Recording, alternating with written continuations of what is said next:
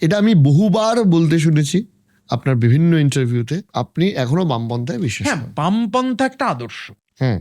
মানে CPM rubber stamp দিয়ে বলে দেবে তুমি বামপন্থী, তার উপর বামপন্থা ইজ নট ডিপেন্ডেন্ট। আমাদের রাজ্যে বহু মানুষ আছেন সিপিএম এর পেরিফেরির বাইরে যারা বামপন্থী। নচিকেতা চক্রবর্তী, তিনি নিজেকে প্রাইভেট কমিউনিস্ট বলেন, তিনি সিপিএম নন।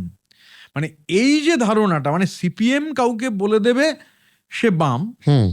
তাহলে সে বাম হবে, আমার এটাই তীব্র আপত্তি রয়েছে। মানে সিপিএম এমনি সাইনবোর্ড থেকে রবার স্ট্যাম্প হয়ে গিয়ে এখন ডাক টিকিটের সাইজে রয়েছে।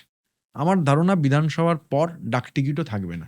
এখন 25 পয়সার ডাক টিকিট, 25 পয়সা নেই, কিন্তু 25 পয়সার সাইজের যে ডাক টিকিট ছিল সিপিএম এই মুহূর্তে সেই অবস্থান। মমতা বন্দ্যোপাধ্যায় কেন বামপন্থী? এই যে আমি যে উদাহরণটা দিলাম, যে এই কাজটা তো বামপন্থীদের করার, সো কল যারা নিজেদের বামপন্থী মনে করেন, হুম। যাদের পতাকার রং লাল, এটা তো তাদের করার কথা ছিল।